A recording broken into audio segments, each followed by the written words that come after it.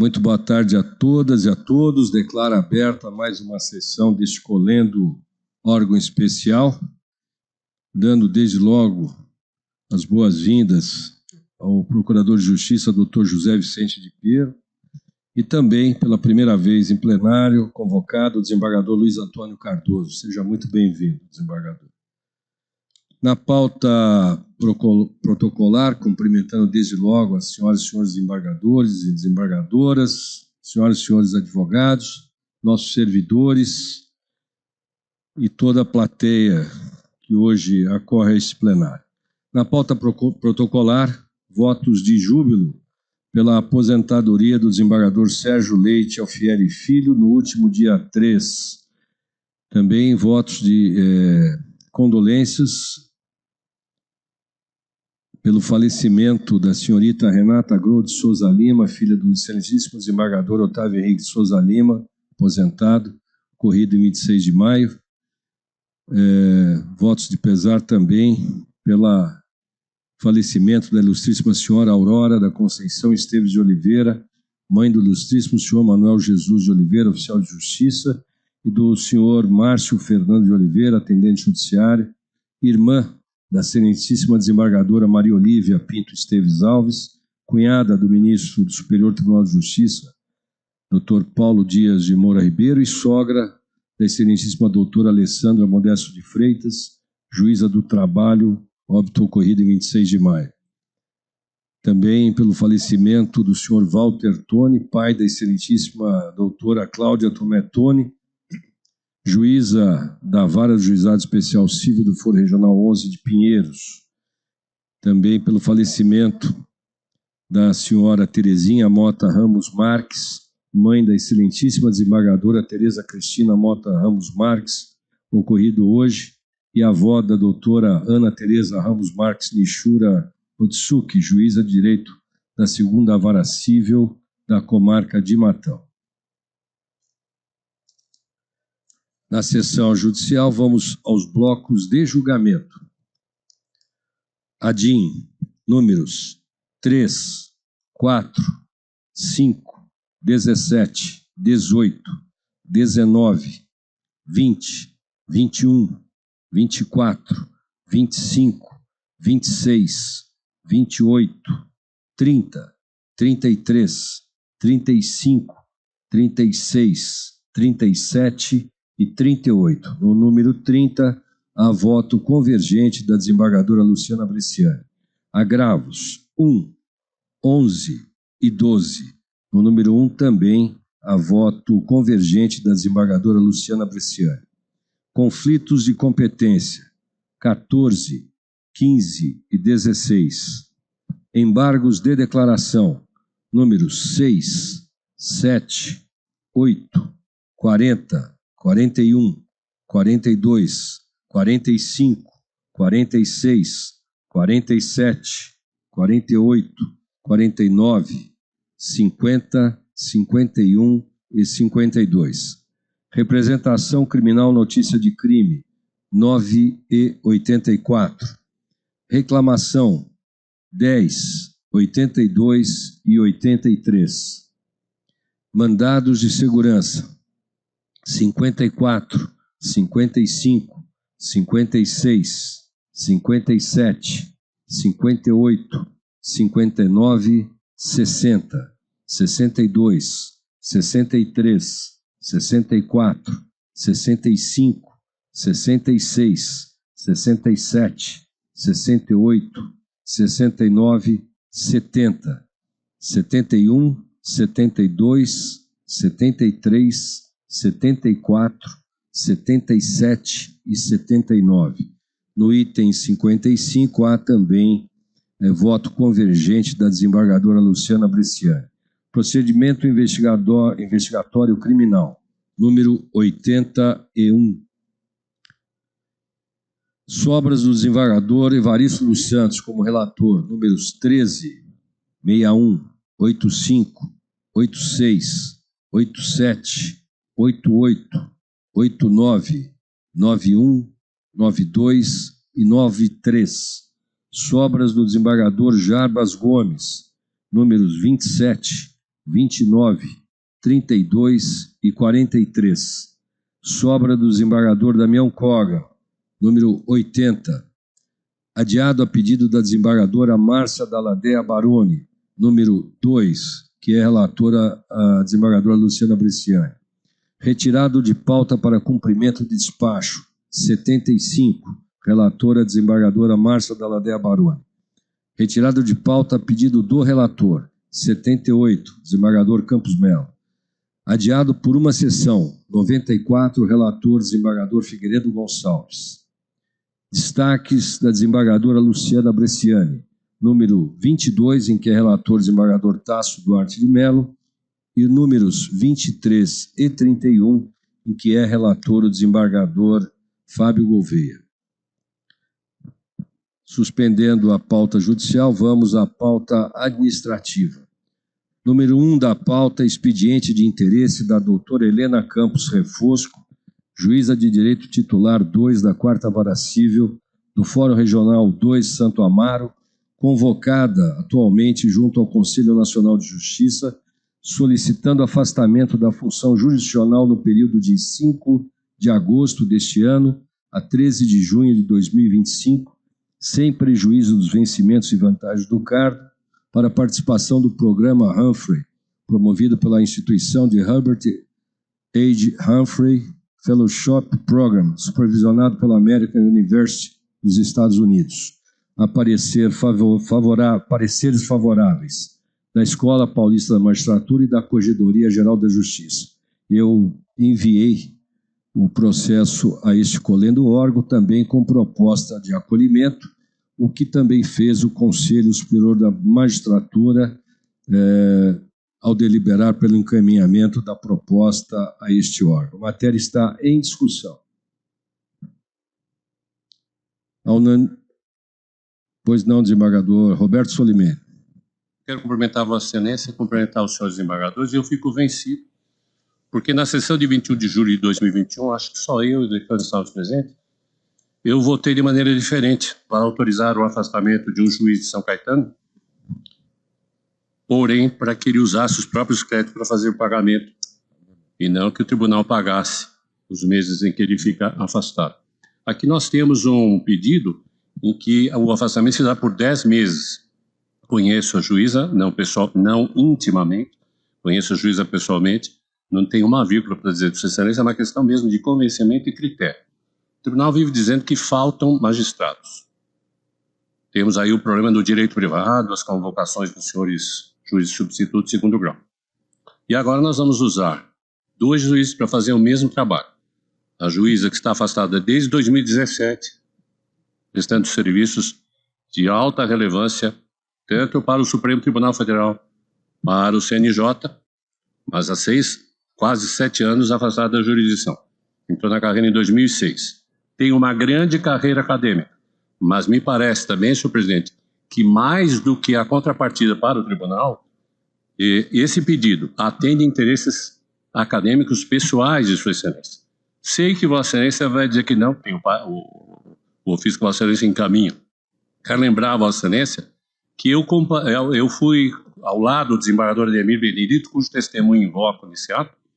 Nós compusemos, na gestão do desembargador Zé Maria, o conselho da Escola da Magistratura.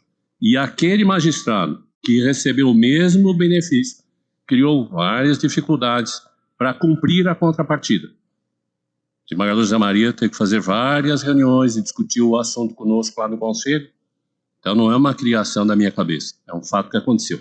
Aqui, senhor presidente, o erário público e o interesse do tribunal, a meu sentir, podem até dispensar a magistrada, já que ela está convocada desde 2017, repito, para atividades mais importantes. Mas, com isso, vai agravar a situação do tribunal, porque vamos pagar 2 pessoas para fazer o mesmo serviço. E eu não vi o relatório da Tamássima Vinda da situação da 4ª Vara de Santo Amaro. Eu não sei se a 4ª Vara de Santo Amaro tem ou não tem situação favorável. Meu voto, então, é pelo parcial acolhimento, porém que Sua Excelência arque com os próprios custos da sua atuação acadêmica. Matéria permanece em discussão. Por maioria de votos, aprovaram o afastamento nos termos do pedido feito. Declara voto, desembargador Solimé. Com declaração de voto do desembargador Roberto Solimé. Item 2 da pauta. Opção do desembargador Marco Aurélio, desembargador Ademir Benedito. Desculpa interromper, presidente, mas desembargadores, a quem cumprimento, aos advogados, eminente procurador de justiça e demais presentes, apenas fazer uma correção. Nos blocos, entrou no número 40, o voto original estava rejeitando os embargos, mas conversei com a desembargadora Luciana Bresciani, que me alertou, eu estou acolhendo para adaptar a modulação a partir de 1º de janeiro do próximo ano, como temos feito ultimamente. Então, o resultado é embargos acolhidos. Só com alteração de resultado. Todos de acordo? Então, peço desculpas. Não tem problema. Prosseguindo, então, na pauta administrativa. Opção do desembargador, item 2, opção do desembargador Marco Aurélio Pellegrini de Oliveira, pela 32ª Câmara de Direito Privado, na cadeira anteriormente ocupada pelo desembargador William Roberto de Campos, matéria em discussão. Opção aprovada. Item 3. Permuta solicitada pelo desembargador Mauro Conte Machado, com assento na 16ª Câmara de Direito Privado, e desembargador Marco Aurélio Pellegrini de Oliveira, com assento na 32ª Câmara de Direito Privado, com efeitos a partir de 11 de junho de 2024. Matéria em discussão. Permuta aprovada à unanimidade. Item 4 da pauta administrativa. Suspensão de distribuição. Ofício do desembargador Marcelo Martins Berti, presidente da Comissão de Concurso Público de Provas e Títulos, para outorgas de delegações de notas e de registro do Estado de Alagoas, solicitando a suspensão da distribuição de feitos junto às câmaras que integra, 2ª Câmara de Direito Público e 1ª Câmara Reservada do Meio Ambiente, a primeira com prejuízo das prevenções e comparecimento às sessões de julgamento, inclusive na composição das turmas julgadoras, e a segunda, sem prejuízo das prevenções e comparecimento às sessões de julgamento presenciais, na condição de convocado, de acordo com a compatibilidade de datas do certame, a partir de 1º de julho até seu encerramento, em razão da execução dos trabalhos da comissão para as próximas etapas que precedem o término do concurso. Todos receberam o material desta solicitação, a matéria está em discussão. A unanimidade de votos aprovaram a suspensão da distribuição. Número 5 é um pedido de redução de distribuição, ofício do desembargador Antônio Carlos Alves Braga Júnior, solicitando a redução da distribuição de sua cadeira junto à 6ª Câmara de Direito Público a 1/3, em razão de integrar cumulativamente a Câmara de Regulação do agente regulador, bem como a coordenação da Comissão para Assuntos de Informática da Presidência do Tribunal de Justiça de São Paulo, pelo período certo ou até que cessem uma ou ambas as designações. Eu proponho, neste caso, como há um pedido alternativo, que seja considerada até a cessação de pelo menos uma dessas duas designações. Matéria em discussão.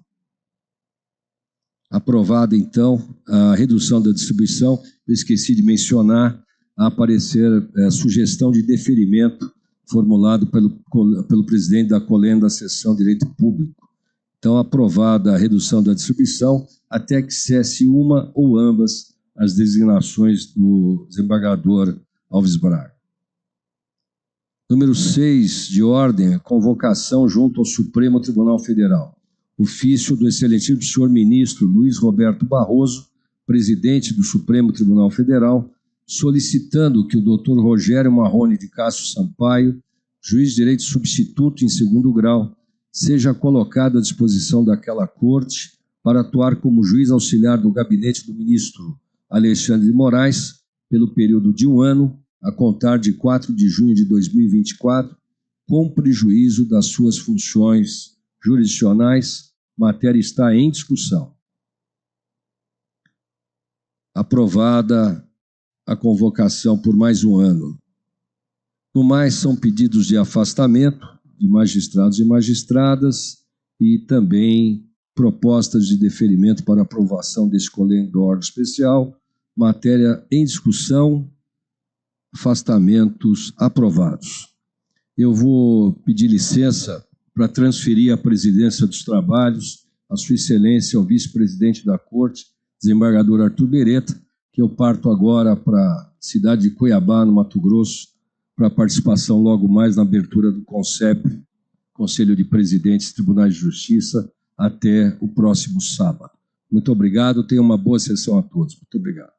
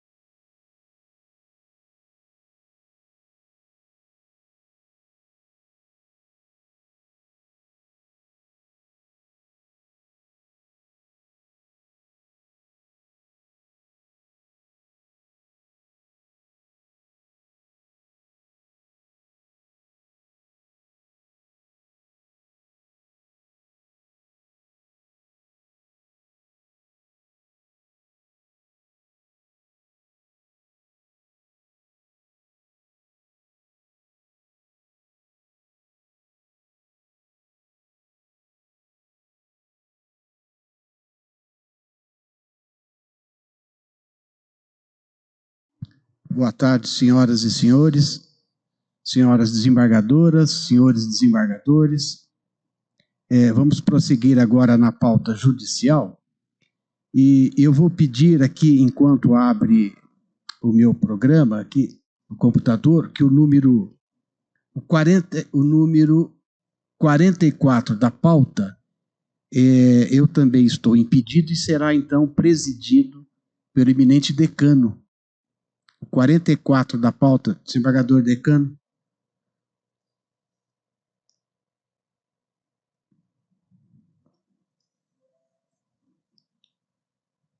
Estou com a palavra, senhor. Pois não, Vossa Excelência com a palavra. Senhor presidente,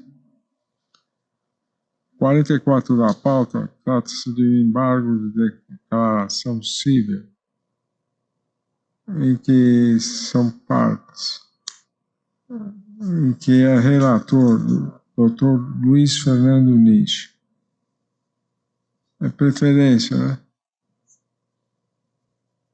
Preferência? Com a palavra, então, o desembargador Luiz Fernando Nisch. Senhor decano, assumindo a presidência deste julgamento, são embargos declaratórios opostos por Jonas e Lilian contra acordo que nos autos de mandado de segurança impetrado contra ato do presidente da Seção de Direito Privado do Tribunal de Justiça de São Paulo, por unanimidade, denegou a segurança com declaração de voto convergente da excelentíssima desembargadora Luciana Bresciani. Em resumo, entende obscuro o teor do acórdão, face ao voto convergente proferido pela digna desembargadora Luciana Bresciani, contraditório, e eu, em resumo, fazendo a transcrição daquilo que foi julgado, todas as matérias foram efetivamente enfrentadas com trechos que eu cito no teor do meu voto, que eu já submeti a todos os demais componentes desse órgão especial.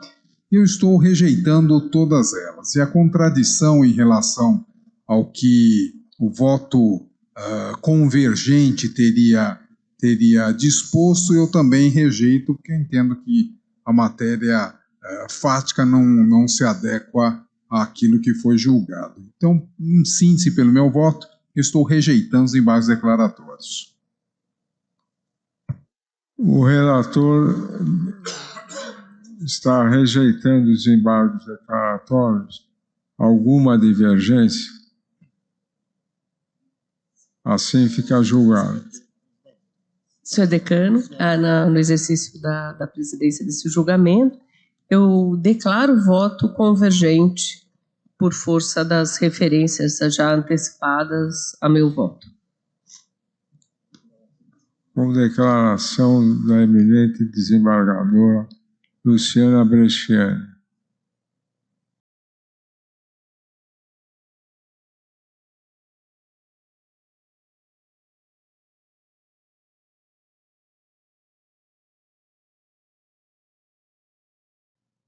Agradeço ao eminente desembargador decano.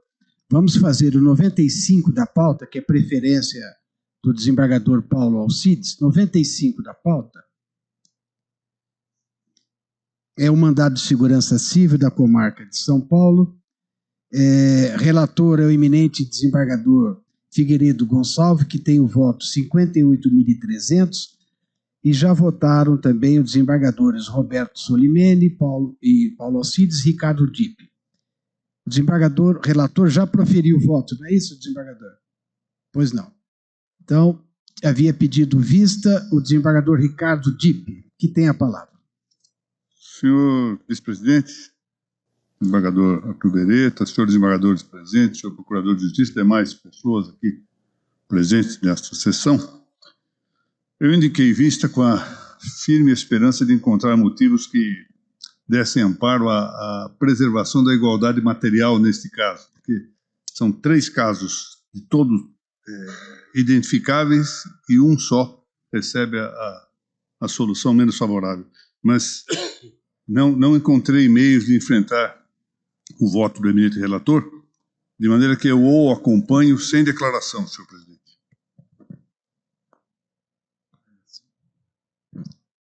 Desculpe, desembargador. Vossa Excelência, então? Acompanho o relator. Acompanho o relator. Pois não. A matéria ainda está em discussão. Então, vamos escolher os votos. Eu voto com o eminente relator. Como vota o desembargador Francisco Loureiro? Com o eminente relator, indicando para a jurisprudência. Jurisprudência. Desembargador decano. Relator. Desembargador Vico Manhas.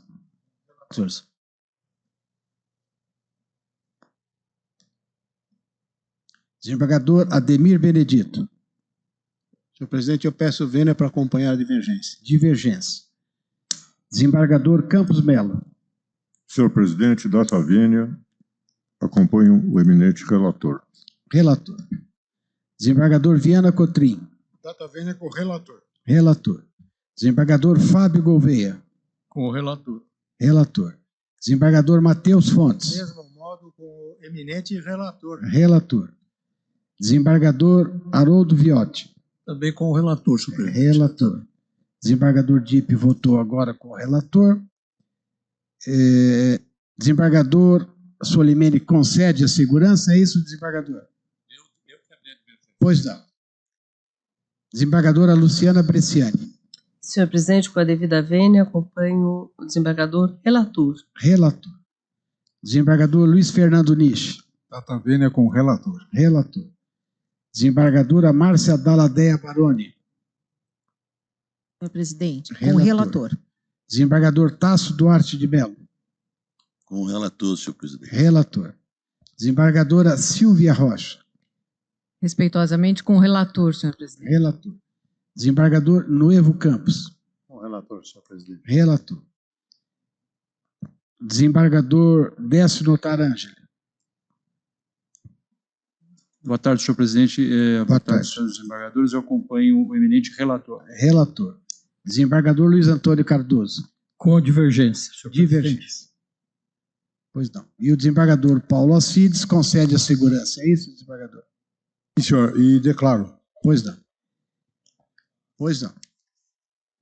Então, por maioria de votos, denegaram a segurança, vencidos os desembargadores Luiz Antônio Cardoso e Ademir Benedito e Roberto Solimene. Os três declaram?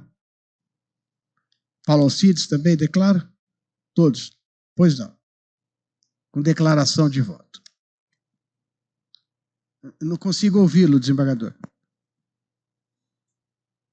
Vossa Excelência não mencionou. Declaro e estou concedendo a segurança. Sim, não, eu disse sim, desembargador. Talvez não tivesse dito em alto som. Pois não. Só para esclarecer que eu não estou declarando voto. Ah, o desembargador Ademir não declara. Pois não.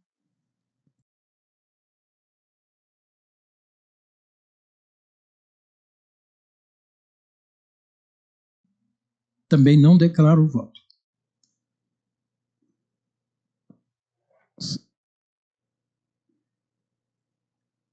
Também não declara voto. Pois não. Desembargador Paulo Alcides, Vossa Excelência, então, pelo que estava convocado, já proferiu seu voto. Fique à vontade ou permaneça se quiser. Agradeço a preferência, senhor presidente, mas desejo um bom trabalho a todos e vou me retirar em razão do número de processos. Muito obrigado. Tenha uma boa tarde.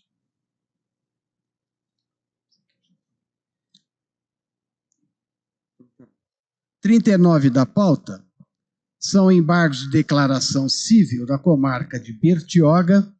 Relator é o eminente desembargador Ricardo Dipp, que traz o voto 62.226. É a sua preferência simples, Vossa Excelência tem a palavra. Senhor presidente, renovo aqui a minha saudação a todos os presentes. Esse caso é de embargo de declaração opostos contra um acordo relatado pelo eminente desembargador Haroldo Viotti, que apontou, e isto foi acolhido por este órgão especial, a invalidade de duas leis de Bertioga. O que deseja agora a embargante é a modulação do julgado para inibir a demolição de eventuais construções que foram erguidas nos imóveis que são afetados por essas leis 431 e 432 de Bertioga. Eu estou, pelo meu voto, senhor presidente, entendendo que é admissível a modulação em processo subjetivo, mas essa admissibilidade não significa automaticamente a pertinência da medida. Ao acolher a arguição de inconstitucionalidade, e assim consta do acórdão relatado pelo desembargador Haroldo Viotti, indicou-se a existência de vícios formais nas leis impugnadas, ante a ausência de estudos prévios realizados por órgão municipal competente, dotado de corpo técnico qualificado para avaliar as alterações no contexto do ordenamento urbano, incluindo o impacto ambiental.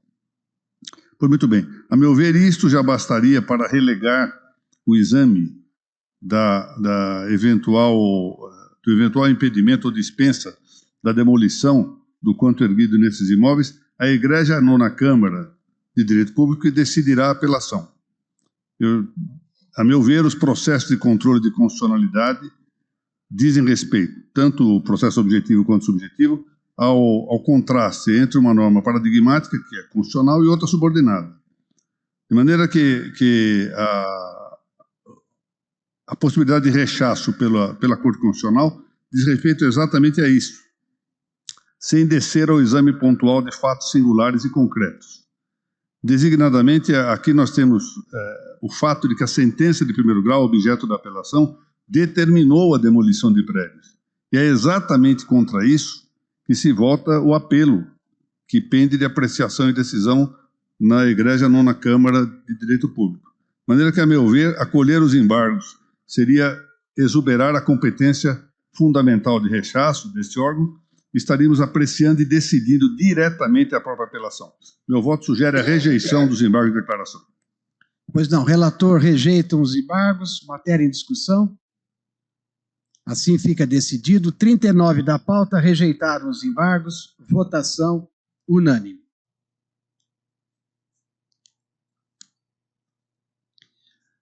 Próxima preferência simples, 53 da pauta, 53 é o mandado de segurança civil. Relator é o eminente desembargador Ricardo Dipp, que traz o voto. 62.146, que tem a palavra. 53 da pauta. Senhor presidente, senhor vice-presidente e presidente ad hoc, renovo mais uma vez a saudação dirigida a todos os desembargadores e presentes nessa sessão, e eu peço licença para limitar minha leitura da ementa, pondo-me à disposição para eventual complemento que assim se julgue caber. O mandado de segurança foi impetrado perante o juiz incompetente com redistribuição corretamente feita nos termos da regra do parágrafo 3º do artigo 64 do Código de Processo Civil. O fato é que a própria lei determinava a suspensividade de decisões pendentes de recurso administrativo, nos termos da normativa de regência. De maneira que essa segurança, ao pedir, nela se impetra a manifestação expressa da autoridade, não tem objeto real, falta interesse de agir, porque é da lei que se suspenda a execução desde que não haja recurso ou que esse recurso tenha sido admitido pela autoridade, tal o caso. Tanto, eu vou ler aqui o parágrafo 1º do artigo 145. Aplicada a pena, essa é a lei do decreto que atualmente está em vigor, decreto paulistano 62.100. Aplicada a pena administrativa e transcorrido o prazo sem interposição de recurso ou denegado o seu provimento, executar-se-á a penalidade aplicada. Então, não havia necessidade de nenhuma decisão complementar para que se suspendesse a execução da penalidade administrativa objeto.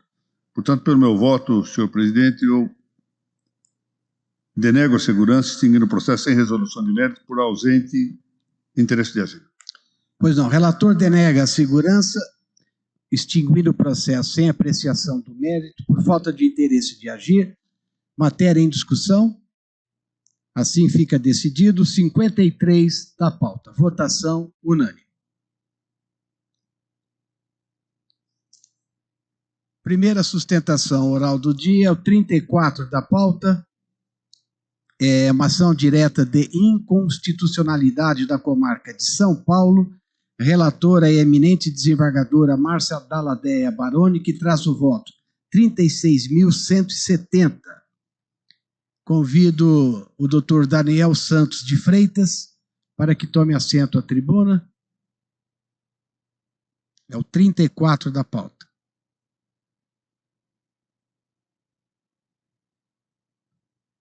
Doutor Daniel, dispensado o relatório, o senhor tem a palavra pelo prazo legal. Muito obrigado, Excelência. Primeiro, gostaria de cumprimentar a presidência desse órgão especial, também cumprimentar os outros desembargadores que compõem esse órgão, cumprimentar a serventia judicial, os colegas advogados, todos aqui presentes. Desejo a todos uma excelente sessão.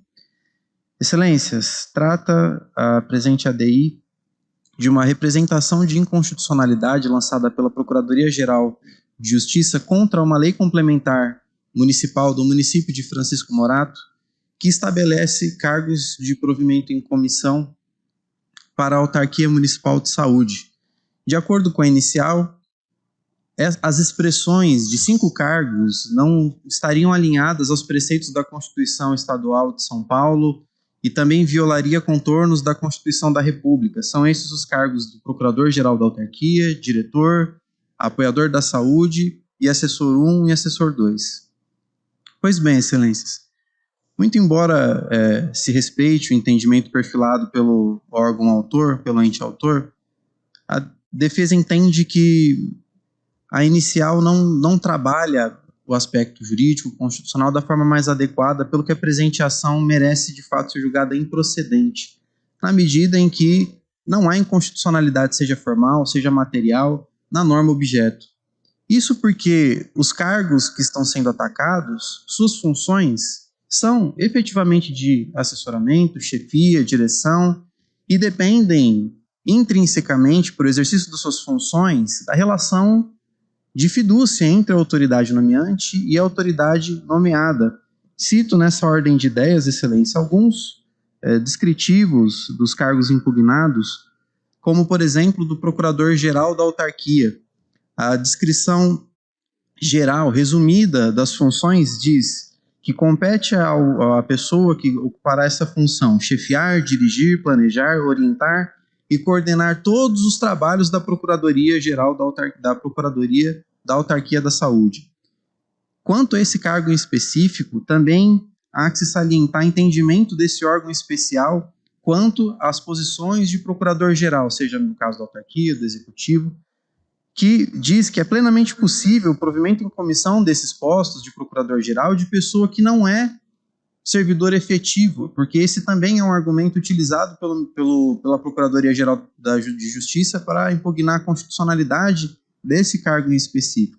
Diz ele que o procurador-geral deveria ser eleito dentre os servidores efetivos e não poderia ser convocado para essa função uma pessoa de fora, que não é efetivo.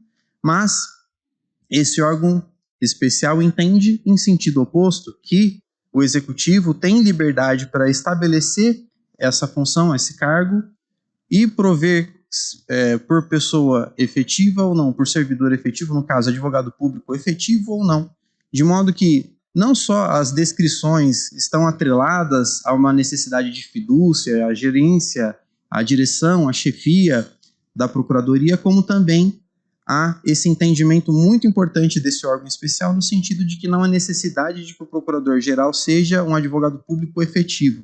E quanto à questão da fidúcia e também das dimensões de direcionamento, de gerenciamento, de assessoria, esses critérios, esses elementos também estão atrelados, Excelências, aos outros cargos, às outras funções que estão sendo impugnadas pela ação. Cito nessa ordem de ideias o cargo de diretor. A descrição resumida do cargo diz que compete a ele desempenhar atividades político-administrativas em todos os níveis da diretoria, orientar e coordenar os trabalhos realizados pelos titulares de funções de confiança e funções gratificadas, atuar como facilitador na tomada de decisões políticas e assim por diante. Excelências, todas as funções pormenorizadamente trabalhadas, todas as questões, todas as demais funções desses cargos, elas originam-se dessa descrição resumida que trata justamente de critérios, de funções, de desempenhos de função, de assessoramento, direção, chefia, gerenciamento. E os outros 3 cargos que estão sendo impugnados pela presente ação seguem essa mesma ordem de ideias. Por exemplo, assessor 1, assessorar a autoridade nomeante direta e indiretamente nas atividades de gestão das políticas públicas. Assessor 2, assessorar e articular ações e políticas, sugerir soluções e tomada de decisão nas políticas na assistência à saúde. Ou seja, Excelências, das descrições resumidas já se toma que todos os critérios necessários sob o ângulo constitucional foram obedecidos ao implementar, emplacar e aprovar a norma municipal que é objeto da presente ação de representação de inconstitucionalidade. Esses descritivos resumidos, mais uma vez, eles trazem apenas alguns aspectos de todas as funções que são desempenhadas, que serão desempenhadas pelas pessoas nomeadas, e as funções precípuas mais minudentemente trabalhadas no detalhamento das funções trazidas pela lei, seguem essa mesma ordem de ideias. E ainda que uma função ou outra, uma atribuição ou outra não esteja necessariamente vinculada a uma ação de assessoramento, gerenciamento, chefia, direção, isso não macula a ordem geral, a ideia geral da criação do cargo, que é justamente estabelecer esse posto de atuação de direção, de assessoramento, de gerência. Fora esses pontos, Excelências, que já ressalta a plena constitucionalidade das expressões impugnadas, temos também que a inicial impugna o percentual dos cargos criados destinados a servidores efetivos. Veja, o autor, na inicial, ataca o percentual de 10% que foi emplacado pela norma, disse que é um percentual diminuto, muito reduzido, que não estaria vinculado, alinhado, não obedeceria os preceitos da legalidade, razoabilidade, proporcionalidade, por isso que deveria ser declarada a sua inconstitucionalidade para majorar esse percentual para 50%. Mas aqui nós temos um problema concreto, porque a inicial não trouxe nenhum dado, nenhuma informação atualizada sobre a quantidade de servidores efetivos e quantos são hoje contratados pela autarquia a título de função comissionada. Nenhuma informação concreta, objetiva, atualizada sobre a realidade da autarquia foi tratada na inicial pelo ente autor. E esse órgão especial tem firme jurisprudência no sentido de que, quando há ausência desses dados, não se pode reconhecer a inconstitucionalidade da norma, porque justamente não existe, excelências, um parâmetro objetivo para medir se esses percentuais trabalhados em normas locais são constitucionais ou não a partir de uma mera conjectura, a partir da análise de um número tratado pela norma. É necessário, na verdade, analisar a conjuntura da administração, a realidade da administração, os dados concretos e, mais uma vez, atualizados da administração das normas locais sobre o tema, para se concluir se há inconstitucionalidade nesses percentuais ou não. E aqui faço menção a 2 precedentes que as informações prestadas pela Prefeitura denunciam, apontam sobre o tema. Uma ADI de Araçoiaba da Serra e outra ADI de Pindamonhangaba, salvo melhor juízo, são desses 2 municípios, que emplacaram também normas com criação de cargos comissionados e emplacaram apenas 5% de cargos de provimento em comissão destinados a servidores efetivos. E naquelas hipóteses, naquelas ações, esse colém do órgão especial entendeu que o percentual tratado era plenamente constitucional. E a lei em voga, aqui tratada, a norma impugnada, estabeleceu 5% a mais, ou seja, 10% de reserva. Enquanto o Ministério Público, sem trazer nenhum dado, informação concreta, pugna pela fixação de um percentual de 50%, como se fosse possível, mais uma vez, analisar essas questões de forma meramente especulativa, o que não vinga. Desse modo, não há também que se falar em inconstitucionalidade pelo percentual fixado para investidura de servidores efetivos. E apenas, excelência, a título de cautela, se postula que, se reconhecida eventualmente a inconstitucionalidade da norma impugnada, que seja pelo menos fixada a modulação de efeitos para que a declaração de inconstitucionalidade só venha a surtir efeitos após o trânsito em julgado da demanda. Há que se considerar também que estamos tratando de uma norma que estabelece uma parte importante da estrutura da fundação. Estamos em ano político, ano em que há uma dificuldade genuína, quando não vedação legal, para estipular normas desse caráter, de modo que a modulação de efeitos é de rigor se a ação for julgada procedente. Com esses argumentos, então, com essas ponderações, excelências, postulo que seja a ação direta, a representação de inconstitucionalidade julgada improcedente ou, se procedente, nesses termos que defendi, com a modulação de efeitos. Agradeço pela oportunidade. Nós que agradecemos, doutor Daniel. Passo a palavra à eminente relatora. Boa tarde, senhor vice-presidente, na presidência dessa sessão. Boa tarde a todos os colegas. Cumprimento a advogada, procurador, que fez a sustentação. Vou fazer a leitura da emenda, senhor presidente, porque o posicionamento já é conhecido neste tribunal. A ação é direta de inconstitucionalidade, o questionamento da inconstitucionalidade material em relação à criação de cargos de provimento e comissão que não dizem respeito a atribuições de assessoramento, chefia e organização. Expressões como procurador-geral da autarquia, diretor, apoiador de saúde, assessor 1, assessor 2, previstas nos anexos 3 e 4 da Lei Complementar 355 de março de 22 do município de Francisco Morato. Esses cargos, a despeito da utilização da expressão assessor ou diretor, eles todos estão descritos, e eu faço a descrição ao longo do voto, cargos de natureza técnica, burocrática e meramente administrativa. Ausência de caráter de função de confiança, chefia ou assessoramento que justifique o cargo em comissão. Contrariedade, por consequência, aos artigos 111, 115, 2 e 5 e 155 da Constituição do Estado e 37, 2 e 5 da Constituição Federal.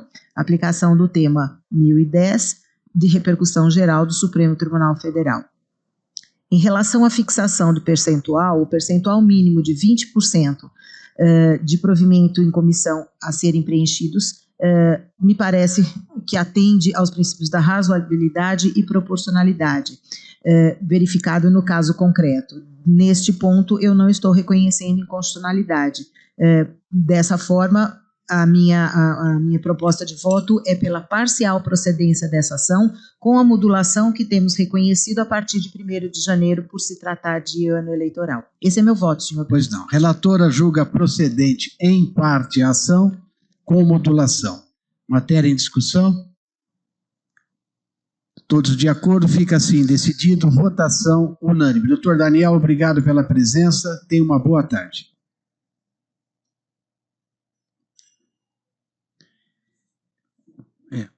O próximo, 76 da pauta, eu estou impedido, vou pedir que o eminente decano presida o julgamento. 7h30 da pauta.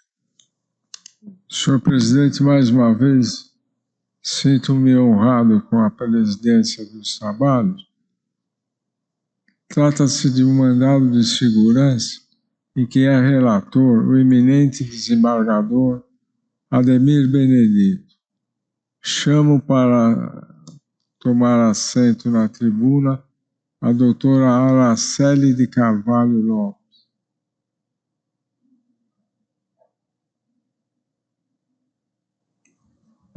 E desde já concedo-lhe a palavra pelo prazo regimental. Obrigada. Ilustres desembargadores desse egrégio órgão especial, presidente, membros do Ministério Público, meus devidos cumprimentos, servidores, nobres colegas e demais presentes, boa tarde a todos. O caso em julgamento é um mandado de segurança contra ato da Colenda Câmara Especial de Presidentes desse Tribunal de Justiça, nos termos do voto do excelentíssimo presidente da Seção de Direito Público, que, em agravo interno cível, negou o seguimento a recurso especial interposto pelos impetrantes. Em apertada síntese, os impetrantes eles ajuizaram a ação indenizatória, que foi julgada improcedente. Os impetrantes, então, interpuseram apelação. A 10ª Câmara de Direito Público negou o provimento ao recurso de apelação. Foram opostos embargos de declaração que não foram acolhidos. Em seguida, foi interposto recurso especial, que foi inadmitido e negado seguimento. Em face dessa decisão, interpuseram agravo em recurso especial e os autos chegaram ao STJ. Em decisão monocrática, entendeu-se pelo provimento do recurso especial, determinando o retorno dos autos a esse Tribunal de Justiça.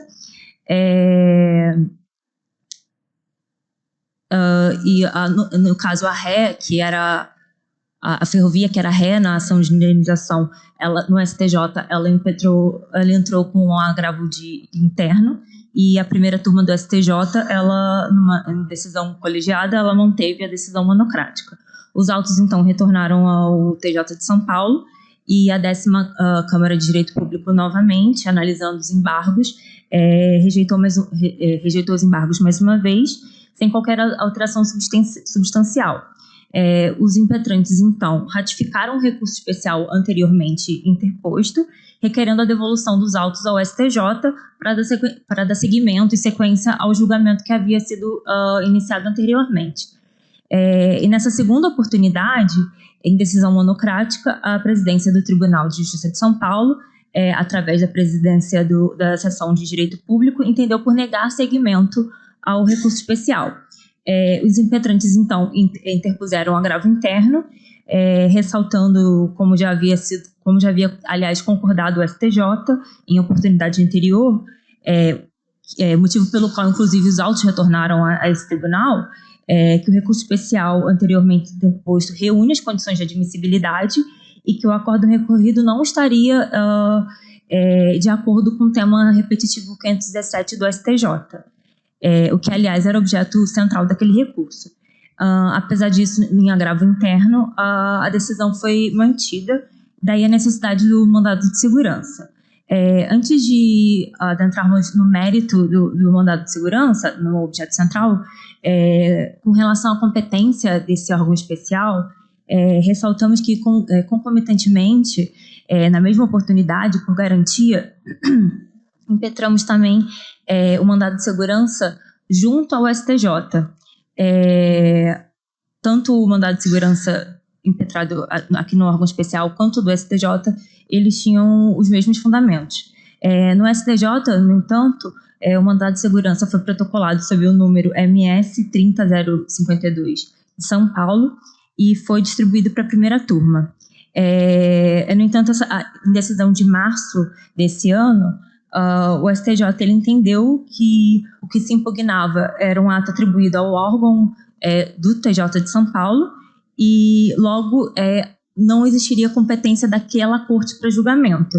Então, foi reconhecida a incompetência do STJ para processar e analisar a questão e foi determinada a remessa daqueles autos para o TJ de São Paulo.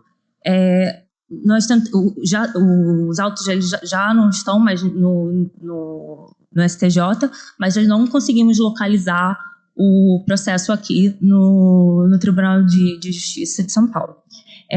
Portanto, entendemos que o STJ ele reconhece a competência desse tribunal para analisar a questão. Observamos também, com relação ao trânsito em julgado, que foi debatido de forma minuciosa as folhas 898 e 899 dos autos, que o mandado de segurança ele foi impetrado com pedido liminar, mas apesar disso, um dia depois, foi certificado nos autos o trânsito em julgado da decisão. E essa certificação ocorreu após 9 dias da publicação do acórdão. Então, naturalmente, entendemos também que não houve o trânsito em julgado da ação, da decisão final na ação principal. Esperado isso, voltando ao objeto do mandado de segurança, reiteramos que, no caso em questão, a especificidade é que o recurso especial que a impetrada negou segmento, ele tratava-se, na verdade, de uma ratificação de um recurso anterior que já havia passado pelo crivo do STJ. Oportunidade, inclusive, que foi dado provimento. Então, nesse caso, a decisão da Câmara Especial nos parece ir um pouco além do juízo de admissibilidade provisório proposto pelo CPC. Especialmente, reiterando mais uma vez, considerando que o STJ já havia entendido não só pela admissibilidade, mas também quanto à possibilidade do acórdão estar contrário, do acórdão recorrido estar contrário ao entendimento do STJ no tema repetitivo 517. Isso, finalizo agradecendo a oportunidade que me foi concedida e aguardo em nome dos impetrantes seja concedida a segurança. Muito obrigada. Nós é que agradecemos a presença de Vossa Senhoria na tribuna e desde já passo a palavra para o doutor desembargador Ademir. Pois não, senhor presidente, obrigado. Quero inicialmente cumprimentar a doutora Araceli pela sustentação oral agora desenvolvida. Em razão do pronunciamento de sua excelência, eu vou retirar de pauta para reexaminar melhor o processo. Então, esse processo foi retirado de pauta pelo relator. O senhor entendeu? Passo a palavra novamente ao desembargador presidente. Agradeço ao eminente decano e vamos prosseguir agora.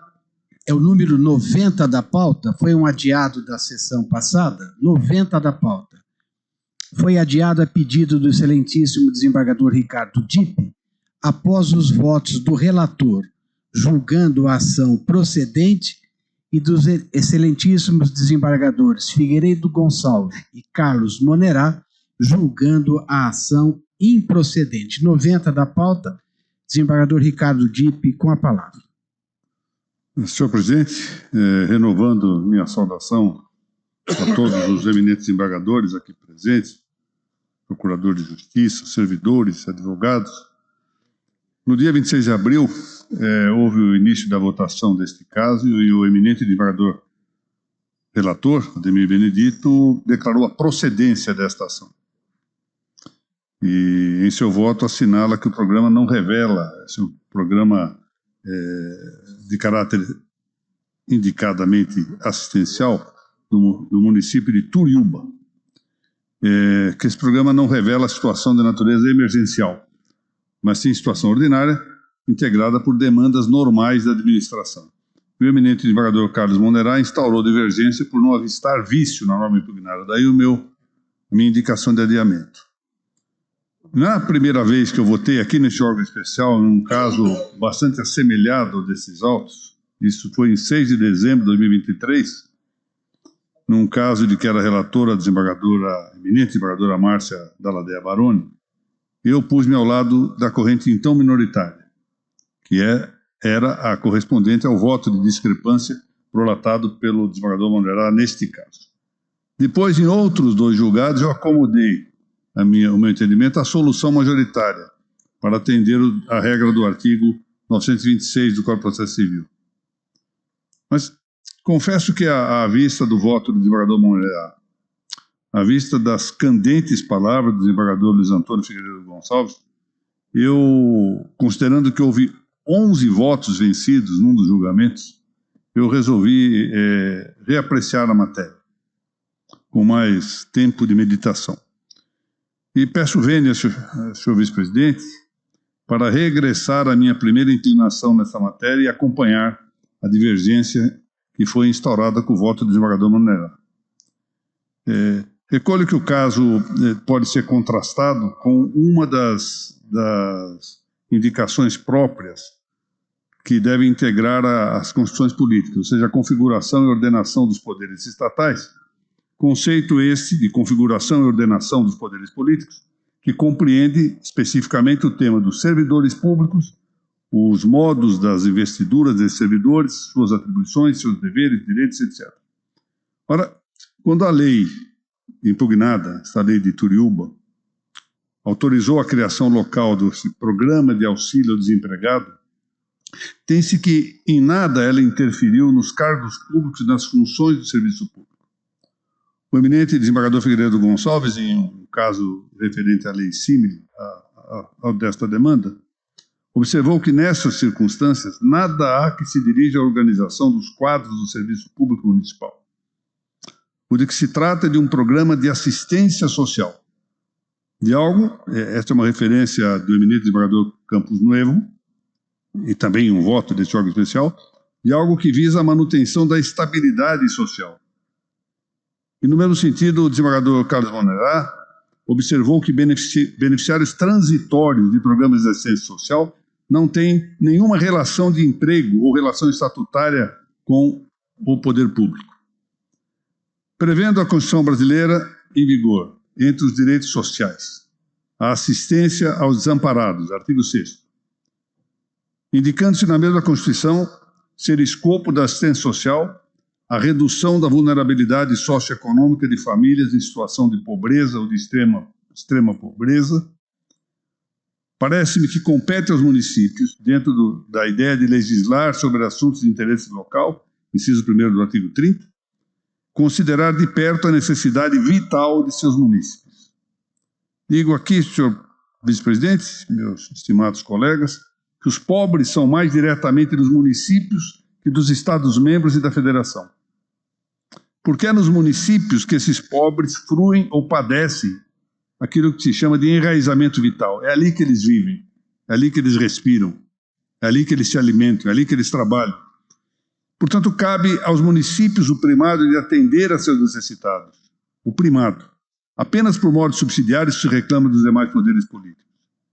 Não havendo, a meu ver, no caso em tela, evidência de estabelecimento de relação que institua ingresso nos quadros públicos, nem de burla ao preceito constitucional de concurso de investidura de requisitos para a contratação temporária em Turiúba, Meu voto, que aqui adere à posição de discrepância, visa a prestigiar a referida pauta de valores materiais adotados por nossa Constituição de 1988. E quero averbar que concluir pela validade ou invalidade das leis relativas à contratação temporária, pelo critério que seria sedutor de discriminar os municípios pela quantidade de suas populações, critério que não está previsto na norma constitucional vigente, acarretaria uma distinção em matéria de fato concreto, matéria que é própria de processos objetivos e alheia deste nosso processo objetivo, ora em pauta. Então, peço vênia ao meu estimado amigo e relator, desembargador Ademir Benedito, para acompanhar a divergência. Pois não, o desembargador Ricardo Dipp acompanha a divergência, julgando improcedente a ação, acompanhando os votos dos eminentes desembargadores Carlos Monerá e Figueiredo Gonçalves. A matéria está ainda em discussão. Vamos escolher os votos. Eu sou o primeiro a votar. Aqui no caso, eu me lembro bem do voto do eminente desembargador Figueiredo Gonçalves, um voto brilhante, e onde destacou aqui o aspecto social da lei. Mas o problema que eu vejo aqui é que nós estamos frente a uma lei de natureza autorizativa. O artigo 1º diz: fica o chefe do Poder Executivo autorizado a criar. E o órgão especial tem dito a uma só voz, e já desde há muito tempo, de que essas leis de natureza autorizativa são inconstitucionais, porque o Executivo, se pode fazer, não precisa da autorização do Legislativo. E se ele não pode, não adiantaria a autorização da Câmara. Então, por isso, essa lei de natureza está no artigo 1º, que acho que esse artigo 1º invalida o restante da lei, por ter essa natureza autorizativa. Eu peço licença aos eminentes votos divergentes e vou acompanhar o relator. Eu voto com o relator para julgar procedente a ação. Como vota o eminente corregedor-geral? Bom, boa tarde a todos. Eu refleti muito sobre esse caso, é um caso delicado, e meu voto acompanha a divergência. Acompanha a divergência. Nós temos que fazer uma distinção entre uma norma que vise burlar o princípio fundamental do concurso público e uma norma meramente assistencial.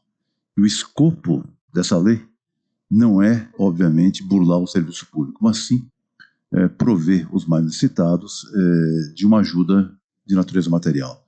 A lei não seria inconstitucional, porque não haveria burla ao concurso público, se simplesmente dissesse: eu pago R$500 mil ou R$1.000 a cada uma das pessoas necessitadas. Mas, por isso, não tem sentido que nós a declaremos inconstitucional quando ela diz: eu pago uma ajuda, mas em contrapartida a pessoa prestará um pequeno serviço de retribuição à prefeitura. Isso não visa eliminar o cargo nem burlar o concurso, mas sim é uma contrapartida à ajuda assistencial que se dá aos mais pobres. E por isso eu acompanho a divergência, o voto do eminente desembargador Dipp, do desembargador Figueiredo Gonçalves, que expuseram muito bem a questão. Meu voto acompanha a divergência. Pois não, com a divergência. Desembargador Decano.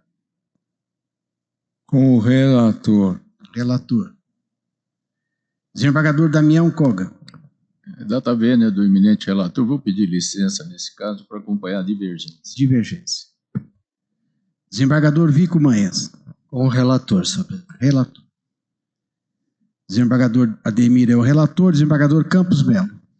Senhor presidente, data vênia, eu vou acompanhar o relator. Eu já fui relator de caso análogo e o voto que eu proferi na ocasião foi acolhido por este órgão especial, de modo que eu vou manter um entendimento que eu já externara. Acompanho o relator. Com o relator. Desembargador Viana Cotrim. Data vênia com o relator. Relator. Desembargador Fábio Gouveia. Data vênia com o relator. Relator.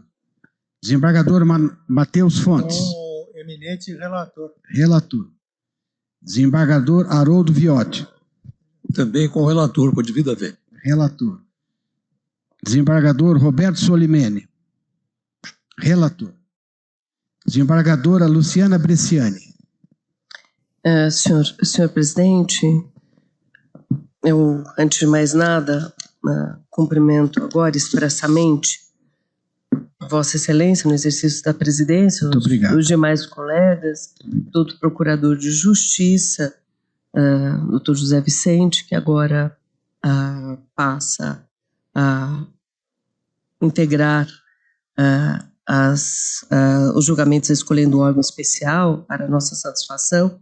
Igualmente, nosso colega desembargador Luiz Antônio Cardoso, que pela primeira vez vem participar das nossas sessões. Cumprimento a todos os presentes. Senhor presidente, eu já apresentei voto nesse mesmo sentido, no sentido da divergência. Acho que há leis e leis, foi muito bem colocado pelo desembargador corregedor, e essa questão deve ser analisada, no meu modesto entendimento, vendo quando há realmente intenção de burlar o concurso e quando não há. E nesse caso, há uma assistência, se nós admitimos que seja entregue apenas assistência, como uma cesta básica, por exemplo, quanto mais o efetivo respeito à dignidade do ser humano, numa situação de miserabilidade, em que se coloca a um só tempo essa assistência e isso é importante, os cursos para que a pessoa recupere a sua capacidade de trabalhar. Estranhamente, eu continuo verificando que no estado de São Paulo, no município de São Paulo, há leis nesse sentido. Todas as campanhas fazem referência a projetos nesse sentido do município e do estado, e até agora eu não vi ação de inconstitucionalidade. E foi muito bem colocado pelo desembargador Ricardo Dipp, em seu excelente voto como de hábito, respeitada as posições em sentido contrário, não é? Que é no município, é exatamente no município que se verifica essa situação de miserabilidade de uma forma mais direta, e que todos são afetados, e que há até uma busca por parte dos munícipes em relação aos seus legisladores e ao próprio executivo para que alguma solução seja adotada em benefício não só dos carentes de recursos, mas de toda a sociedade. Acompanho a divergência, portanto, com a devida vênia, senhor presidente. Pois não, com a divergência. Desembargador Luiz Fernando Nishi. Com o devido respeito à divergência, eu acompanho o relator. Relator. Desembargadora Márcia Dalladea Baroni. Senhor presidente, eu acompanho o relator, que é da forma como tenho votado nesses casos. Pois não, relator. Desembargador Tasso Duarte de Mello. Senhor presidente, tal e qual a maioria dos nossos colegas, eu já lancei voto no mesmo sentido do desembargador relator. Mas devo confessar que eu fiz em respeito ao princípio do colegiado, eu tenho o mesmo entendimento da divergência. Todas as vezes que essa questão vem à baila, eu voto com a divergência, mesmo quando não é o meu voto, eu trago a posição majoritária. Mas, tal e qual os nobres colegas que suscitaram a divergência, eu tenho para mim que é extremamente importante termos presente que precisamos retomar a discussão se a lei é uma lei de natureza previdenciária ou se a lei é uma lei de natureza previdenciária, não me desculpe, assistencial, ou se é um mero jogo político de faz de conta para a bula de concurso. Nesse caso específico, estou acompanhando a divergência. Pois não, com a divergência. Desembargadora Silvia Rocha. Senhor presidente, cumprimento a Vossa Excelência e a todos. Eu também, tal como o eminente desembargador Ricardo Dipp, já votei de maneiras diversas, de várias maneiras, dependendo de um modo ou de outro, dependendo da situação. Eu não vejo neste caso intenção eleitoreira, mas sim assistencial. A lei é de 2021, de modo que nesse caso eu acompanho a divergência. Com a divergência. Desembargador Nuevo Campos.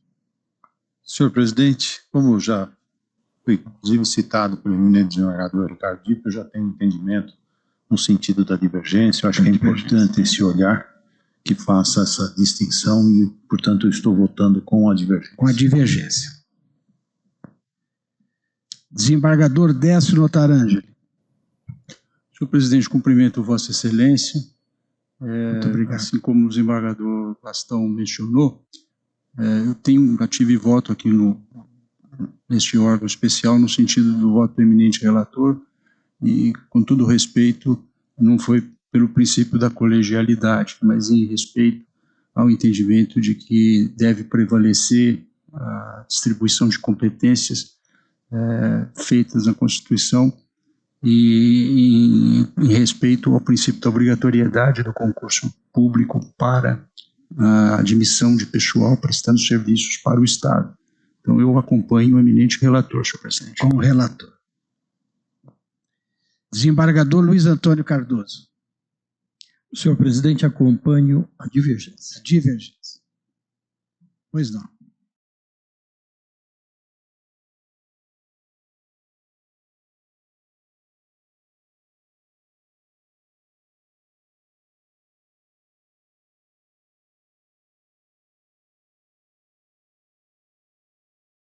O resultado é, por maioria, julgaram procedente a ação.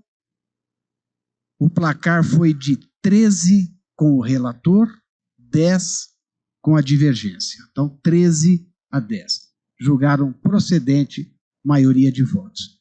Quem declara voto? Quem vai declarar? Desembargadores. Desembargador Monerá, desembargador Luiz Figueiredo, Vossa Excelência, desembargador Dipp, declara? Desembargador Dipp, mais alguém? Então fica assim decidido.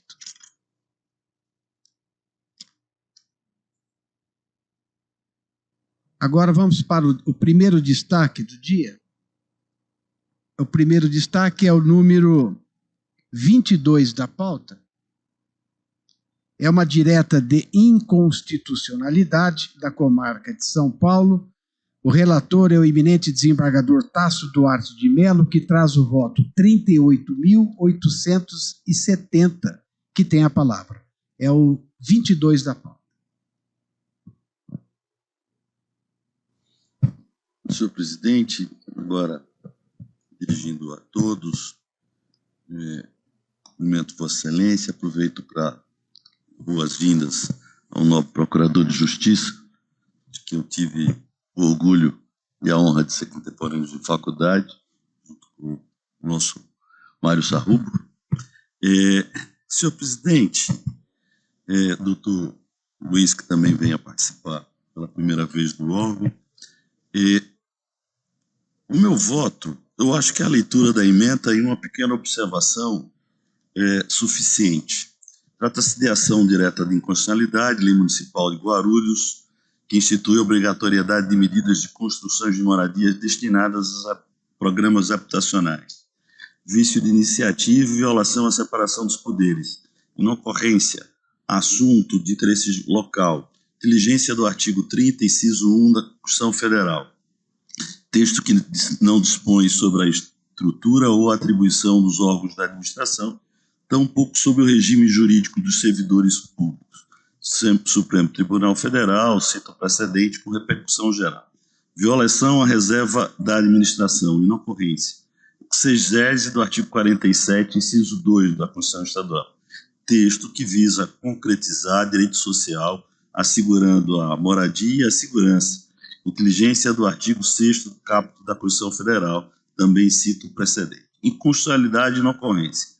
Todavia, imposição de prazo para regulamentação do texto, inadmissibilidade, violação à separação dos poderes, exegese do artigo 5º, 47 e incisos 2 e 3 do inciso 14, 144 da Constituição Federal. Inconstitucionalidades apenas do artigo 3º, especificamente na expressão no prazo de 180 dias após a sua publicação. A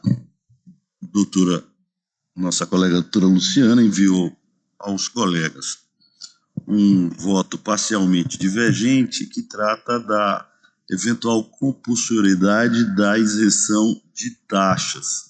Eu mandei hoje à tarde, hoje pela manhã, me permitiu pelo adiantado, mas hoje eu fiz a desagradável visita ao dentista pela manhã e só pude mandar já no final da manhã a divergência. Mas eu faço essa observação aqui. Não se desconhece o judicioso entendimento da eminente desembargadora Luciana Bresciani, no sentido que não poderia a lei de iniciativa parlamentar prever que os imóveis construídos no âmbito de programas habitacionais locais sejam entregues aos futuros moradores com concessão automática de tarifas sociais de energia elétrica e água. Todavia, salvo melhor juízo, a concessão automática de tarifas sociais decorre expressamente das últimas proposições legislativas, a seguir detalhadas, de modo que a obrigação imposta pela lei julgada se limita, teleologicamente, aos casos em que os benefícios devem ser concedidos sem qualquer margem ou reserva discricionária, ao que se acrescenta, mais uma vez, a concretude dos direitos sociais de maioria de moradia e de segurança nos termos do artigo 6º do caput da Constituição Federal. Sobre a concessão automática de tarifa social de energia elétrica, cito lei federal. Sobre a possibilidade de concessão automática de tarifa social de água, também cito lei recentemente aprovada e remetida à sessão presidencial.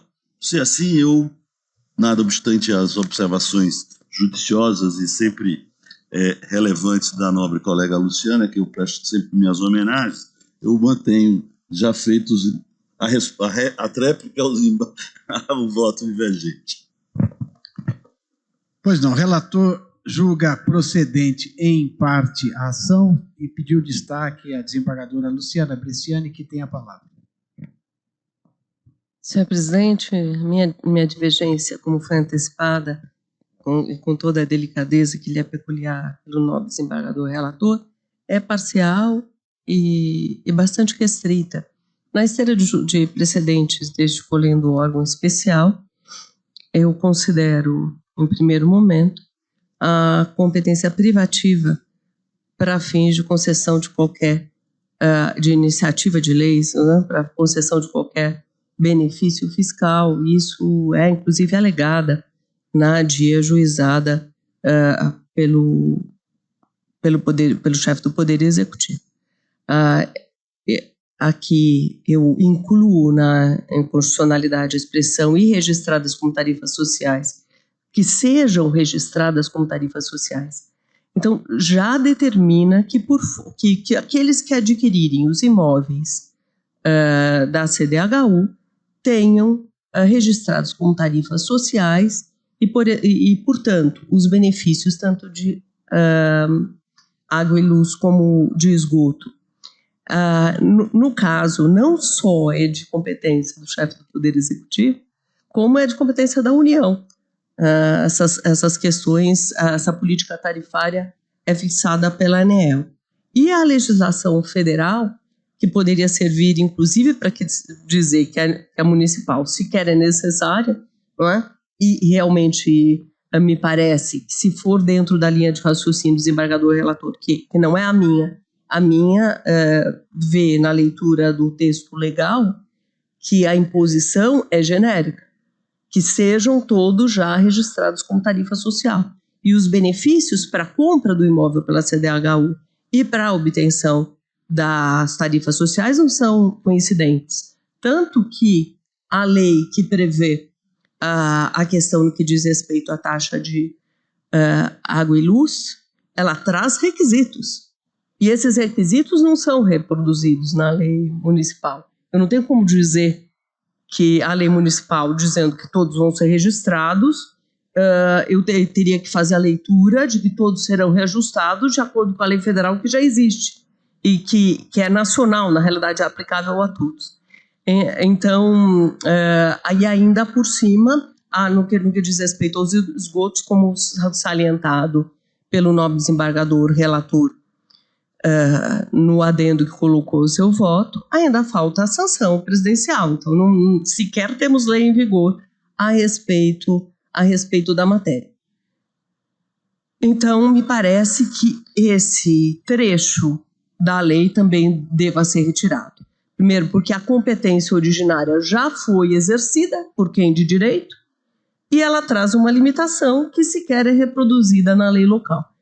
E ainda temos os precedentes escolhendo o órgão especial, no sentido de que norma que conceda qualquer isenção tarifária, mesmo que nos limites da competência municipal, só pode ser norma de iniciativa do chefe do Poder Executivo. Então, divirjo em pequena extensão do sempre bem lançado voto do eminente desembargador relator. Esse é meu voto, senhor presidente. Pois não. Então, a eminente desembargadora Luciana Bresciani julga procedente em parte também, mas em maior extensão. É isso, não é, desembargadora? Pois não. Matéria ainda em discussão? Vamos escolher os votos. Eu peço licença ao eminente relator, mas eu vou acompanhar aqui, no caso, a divergência. Como voto eminente corregedor-geral. Eu também peço vênia e acompanho a divergência. Divergência. Desembargador Decano. Com o relator. Relator. Desembargador Damião Kogan. Data vênia com a divergência. Divergência. Desembargador Vico Manhas. Com a divergência, senhor presidente. Divergência. Desembargador Ademir Benedito. Acompanho o relator, senhor presidente. Relator. Desembargador Campos Melo. Data vênia, eu acompanho o eminente relator. Relator. Desembargador Viana Cotrim. Data vênia com a divergência. Divergência. Desembargador Fábio Gouveia. Data vênia com o relator. Relator. Desembargador Matheus Fontes. Voto com o eminente relator. Relator. Desembargador Haroldo Viotti. Com a divergência, data vênia, senhor presidente. Divergência. Desembargador Ricardo Dipp. Data vênia com a divergência. Divergência. Desembargador Figueiredo Gonçalves. Data vênia com a divergência, senhor. Divergência. Desembargador Roberto Solimene. Divergência. Divergência. Desembargadora Luciana é a divergência. Desembargador Luiz Fernando Nisch.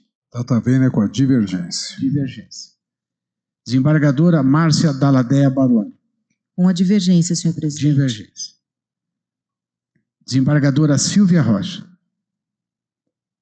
Com todo respeito, com a divergência, senhor presidente. Divergência.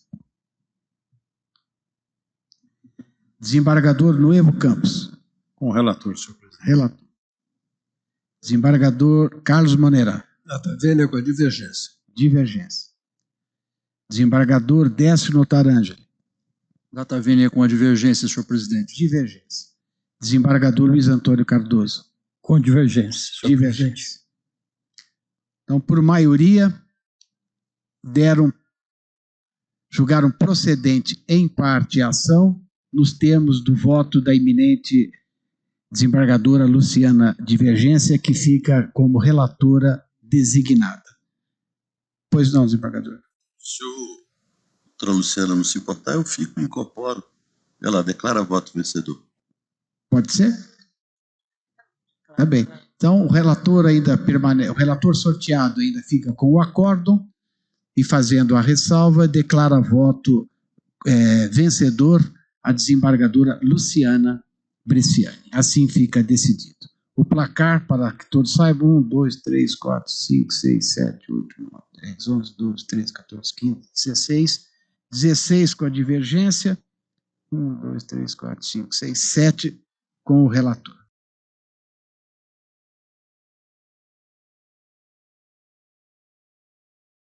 Próximo destaque é o 23 da pauta.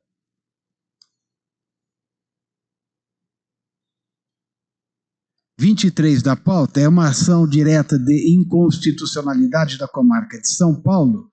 Relator é o eminente desembargador Fábio Gouveia, que traz o voto 51.230, que tem a palavra. É o 23 da pauta. Senhor presidente, esse caso lá da Mirante do Paranapanema, eu mandei o voto para permitir para todos. O meu voto, senhor presidente, eu estou julgando a ação procedente com modulação dos efeitos da decisão.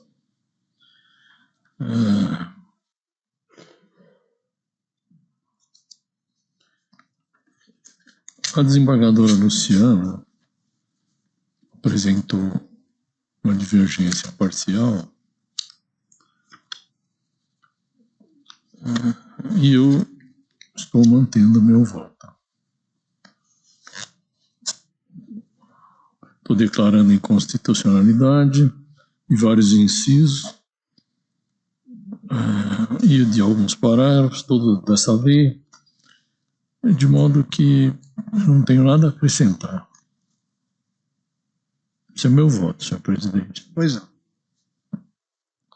Então, o eminente relator julga procedente a ação com modulação. Pediu destaque a eminente desembargadora Luciana Bresciani, que tem a palavra. Senhor presidente, eu uso divergir em parte do voto do eminente desembargador relator, sempre muito bem lançado. Eu tenho que os parâmetros de análise de constitucionalidade das normas acerca de contratação por tempo determinado, prevista no artigo 37, inciso 9 da Constituição, redação idêntica ao 115, inciso 10 da Constituição Paulista, antes referido da Constituição Federal, foram estabelecidos pelo Colégio do Supremo Tribunal Federal no julgamento do recurso extraordinário que deu origem ao tema 612 de repercussão geral, que eu aqui transcrevo, mas destaco o item 3 para fins de que rememoremos para facilitar o julgamento. Conteúdo jurídico do artigo 37, inciso 9 da Constituição Federal pode ser resumido, ratificando-se desta forma o entendimento da Corte Suprema de que, para que se considere válida a contratação temporária, é preciso que os casos excepcionais estejam previstos em lei, o prazo de contratação seja pré-determinado, a necessidade seja temporária, o interesse público seja excepcional, a necessidade de contratação seja indispensável, sendo vedada a contratação para serviços ordinários permanentes do Estado e que devam estar sob o espectro das contingências normais da administração. Oportuno observar que, brevemente, o Instituto é admissível em princípio, mesmo para os chamados serviços permanentes da administração, devendo-se levar em consideração não apenas a natureza do serviço, mas também a natureza das situações tidas por justificadoras da contratação.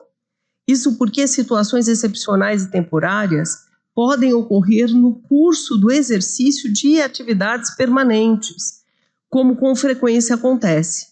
Assim, por exemplo, substituições eventuais devem estar acobertadas pela previsão de número de servidores admitidos por concurso. No entanto, é possível que, eventualmente, em determinadas situações, o número exceda o razoavelmente esperado. Não é possível nem desejável que a administração tenha que contratar 30% a mais de professores para ter reserva, não é? Quando a reserva normal de substitutos para um cargo ou outro excede, já se resolveu no tema. Nós temos que ter lei prevendo as situações excepcionais e prevendo o prazo, prevendo as condições em que isso pode ser exercido, em que essas contratações sejam feitas. Nós não podemos deixar a administração sem saída. Tem que ter lei. E não dá para cobertar todas as situações excepcionais, mesmo que para as tarefas rotineiras, por um número excessivo e incompatível, não é? com os próprios recursos do município, não é? De substitutos contratados para uma função ou outra. Não é? Então, essa é a questão. Eu coloco aqui, inclusive, julgados do Supremo Tribunal Federal, reforçando o que quis dizer com esse tema. Inclusive, no julgamento de reclamações contra o descumprimento do fixado no tempo. Destaco o trecho. Contratação de professores por tempo determinado, interpretação e efeito das expressões necessidade temporária, e excepcional interesse público, possibilidade de contratação temporária para suprir atividades públicas de natureza permanente, transitoriedade caracterizada, parcial provimento da ação. Esse é um julgado que se enquadra perfeitamente na hipótese em exame. Relatoria desembargadora Carmen Lúcia. Aqui, a excepcionalidade não está na singularidade da atividade ou no seu contingenciamento, mas na imprevista, porém imprescindível prestação, que impõe que o interesse tenha de ser atendido, ainda que em circunstância excepcional. O julgamento foi mencionado nas discussões do recurso extraordinário 658.026, tema 616. E aí volta a fazer referência. Com efeito, o Colégio Supremo Tribunal Federal teve oportunidade de se manifestar acerca da interpretação mais estrita conferida por este colendo órgão especial, em julgamento acerca da Lei Complementar Estadual 1093 de 2009, e assim foi decidida na ADI. Da relatoria do desembargador Álvaro Passos. A decisão foi objeto de suspensão de liminar, deferida em janeiro de 2019 e confirmada em fevereiro de 2020 pelo ministro Dias Toffoli, que destaca-se foi o relator do julgamento do tema 612. Na oportunidade, assim considerou o ministro.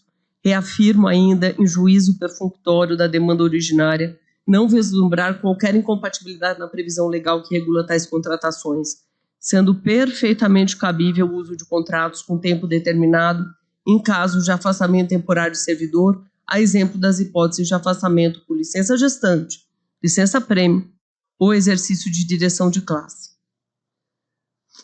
No mesmo sentido se manifestou o ministro Marco Aurélio ao julgar uma outra reclamação que eu também transcrevo em meu voto e só repito a parte final. Evidencia-se o equívoco na observância do tema 612. A contratação temporária versada no diploma legal, inclusive quanto a serviços permanentes, surge destinada a fazer frente não a contingências normais da administração, mas a situações imprevisíveis, a exemplo de licenças, exonerações, demissões e falecimentos. No caso em exame, o inciso 7 do artigo 2º da Lei 2008, de Mirante Paranapanema, prevê a possibilidade de contratação temporária em caso, abro aspas, necessidade pessoal em decorrência de demissão, exoneração, falecimento, aposentadoria nas unidades de prestação de serviços essenciais, quando não exista pessoal concursado. Não é? Então, o caso é exatamente igual ao que nós estamos examinando. E mais recentemente, nós tivemos julgados desse colendo órgão especial no mesmo sentido. Por tais fundamentos, por meu voto, julgaria a ação improcedente em relação ao inciso 7 do artigo 2º da Lei 2.208 de 2013. No mais, acompanho o bem lançado voto do desembargador relator. Esse é meu voto, senhor presidente. Pois não. Então, Vossa Excelência, na verdade, julga procedente em parte a ação. Não é isso? Pois não. Matéria em discussão. O relator julga procedente e a eminente desembargadora Luciana Bresciani julga procedente em parte. Matéria está em discussão. Vamos escolher os votos. Relator, procedência, e a divergência, procedência em parte. Aqui, no caso, eu peço licença à eminente desembargadora Luciana Bresciani, mas eu vou acompanhar o eminente relator. Como vota o desembargador corregedor-geral? Também com o relator, o devido a vênia. Desembargador decano?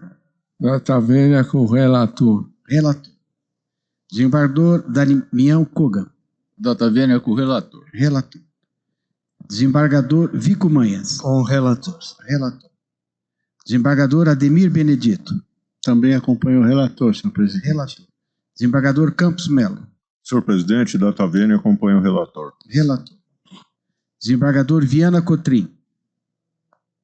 Relator. Desembargador Matheus Fontes? Do mesmo modo, voto com o relator. Relator. Desembargador Haroldo Viotti? Com o relator, data vênia. Relator. Desembargador Ricardo Dipp? Data vênia com a divergência. Divergência. Desembargador Figueiredo Gonçalves? Data vênia com a divergência. Divergência. Desembargador Roberto Solimene. Respeitosamente com a divergência. Divergência. Desembargadora Luciana é divergência. Desembargador Luiz Fernando Nisch. Com o relator data vênia. Relator. Desembargadora Márcia Dalladea Baroni. Com o relator, senhor presidente. Relator. Desembargador Tasso Duarte de Mello. Com o relator, senhor. Relator. Desembargadora Silvia Rocha. Respeitosamente com o relator, senhor Relator. Desembargador Nuevo Campos.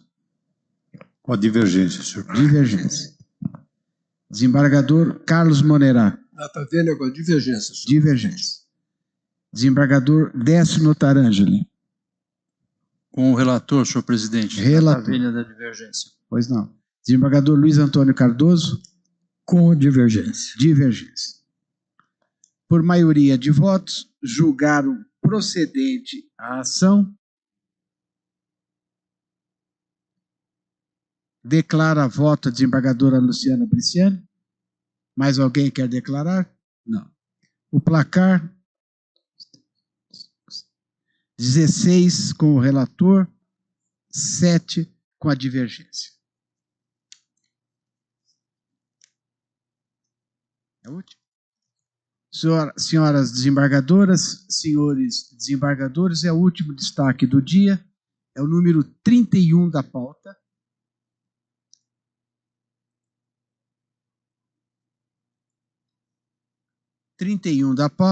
É uma direta de inconstitucionalidade da comarca de São Paulo. Relator é o eminente desembargador Fábio Gouveia, que traz o voto 51.543 e tem a palavra. 31 da pauta. Senhor presidente, essa é uma direta de inconstitucionalidade do município de Ilhabela, que, pelo meu voto, eu estou julgando essa ação direta procedente, com efeitos ex tunc.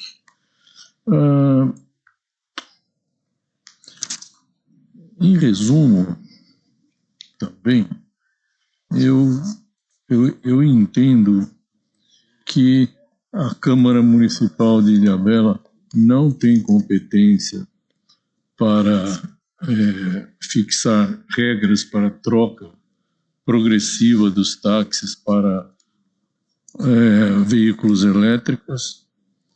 E também, mais uma vez, mandei o meu voto para todos os meus colegas e não tenho nada a acrescentar. Pois não. O eminente relator julga procedente a ação com efeitos ex tunc. Pediu destaque a desembargadora Luciana Briciani, que tem a palavra. Senhor presidente, eu uso divergir em parte do bem lançado voto do eminente desembargador relator e o faço para, por meu voto, acolher o judicioso parecer apresentado pelo subprocurador-geral da Justiça, Dr. Wallace Paiva Martins Júnior, a folha 154, 161 dos autos. Em síntese, o nobre relator refere em seu judicioso voto que a inconstitucionalidade da lei ilhabelense, à exceção da expressão individual de táxi constante no artigo 3º, reside no fato de que a invasão das competências. De tal posicionamento, ouso divergir, considerando o atual panorama jurisprudencial sobre a matéria.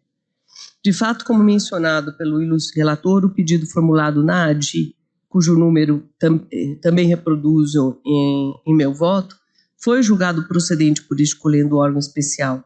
Entretanto, na reclamação 63.508 de São Paulo, o ilustre ministro Dias Toffoli, por vislumbrar desconformidade em relação à tese firmada no tema 917 de Produção Geral, cassou o venerando acórdão que havia negado seguimento ao recurso extraordinário interposto pela mesa da Câmara Municipal, determinando que nova decisão fosse prolatada por este tribunal. Eu transcrevo aqui o julgamento. A parte que eu destaco, que é bem pequena, isso porque a definição de diretrizes gerais para a concretização de política pública destinada à proteção do meio ambiente, no caso, utilização de energia solar fotovoltaica, não afeta o núcleo de reserva de iniciativa legislativa do chefe do Poder Executivo. Ou seja, a lei municipal impugnada não dispõe sobre nova atribuição de competência a determinado órgão da administração municipal. Assim, a autoridade reclamada aplicou erroneamente a tese do 917 para negar seguimento ao recurso extraordinário. No mesmo sentido, eu aproveitaria, não é, essa referência para dizer que hoje comemoramos o Dia Mundial de Preservação do Meio Ambiente. No mesmo sentido, vale mencionar recurso extraordinário, no qual o ilustre ministro Alexandre de Moraes deu provimento ao recurso extraordinário da mesa da Câmara Municipal de Volta Redonda para julgar improcedente a ação direta de inconstitucionalidade em que se impugnava a lei que impôs a obrigatoriedade de torneiras econômicas em escolas municipais em defesa do meio ambiente. Colaciono o trecho do julgado ao qual me reportei. Considerando o entendimento, acolhendo a Corte Suprema sobre políticas públicas voltadas à proteção do meio ambiente, não vislumbro, por coerência, que a Lei 1403 de 23 seja examinada de forma distinta. E não poderia ser de modo diverso, considerando o caso concreto que deu origem ao tema 917, repercussão geral. Em última análise, a instalação de câmeras de segurança em escolas públicas não se diferencia da substituição gradativa da frota por veículos elétricos ou da colocação de torneiras econômicas nas unidades de ensino. Todas as normas veiculam políticas públicas lastreadas em direitos constitucionalmente garantidos a serem concretizados mediante a adoção de recursos tecnológicos e sem qualquer ingerência no funcionamento ou organização do Poder Executivo. Não bastasse, escolhendo o órgão especial a despeito de outros posicionamentos em sentido contrário, já julgou desta forma. Eu colaciono aqui julgado da relatoria do nosso ilustre decano, desembargador Xavier de Aquino. Município de Marília, instalação de painéis solares para a produção de energia fotovoltaica em prédios públicos destinados a repartições e serviços públicos municipais, com custo notoriamente maior, me parece. Outra ação direta de inconstitucionalidade, lei municipal, mais diretamente voltada ao município.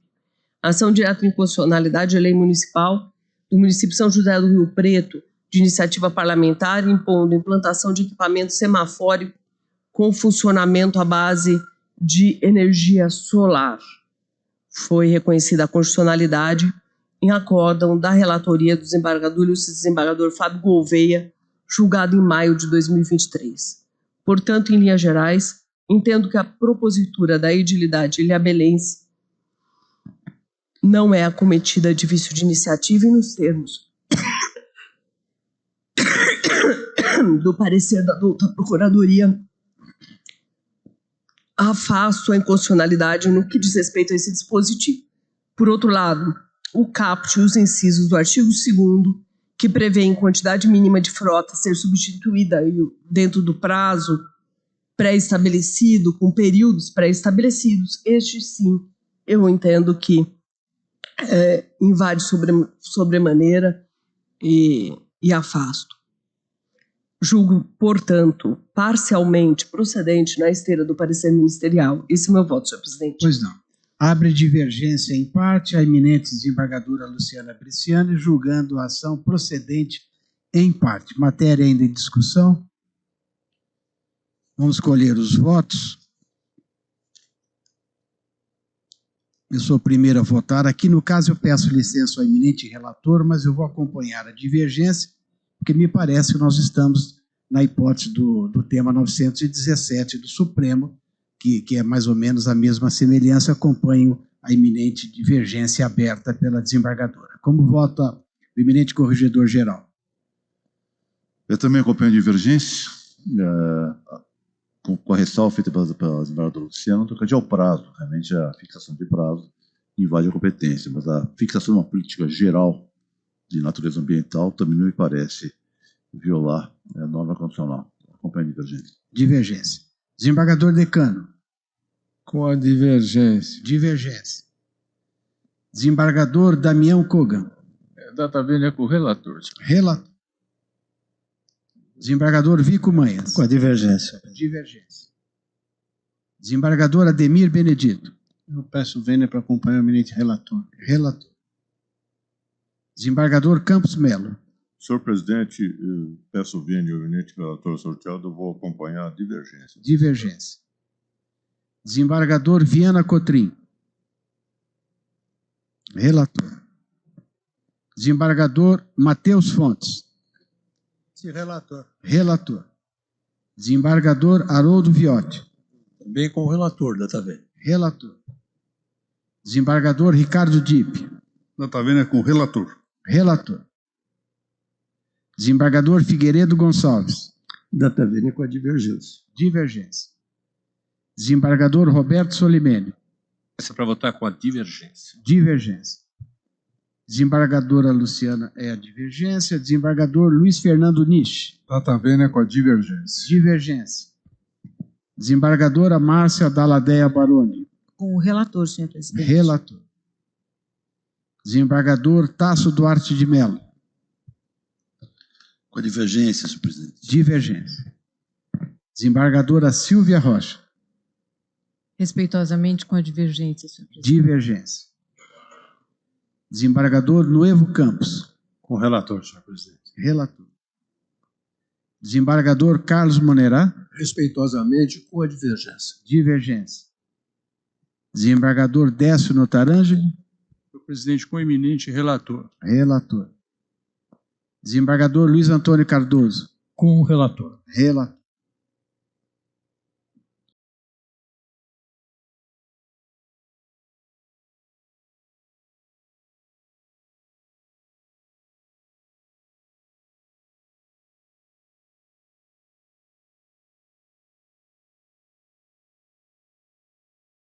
Aqui, senhores desembargadores, prevaleceu o voto da divergência por 12 a 11. 12 a 11.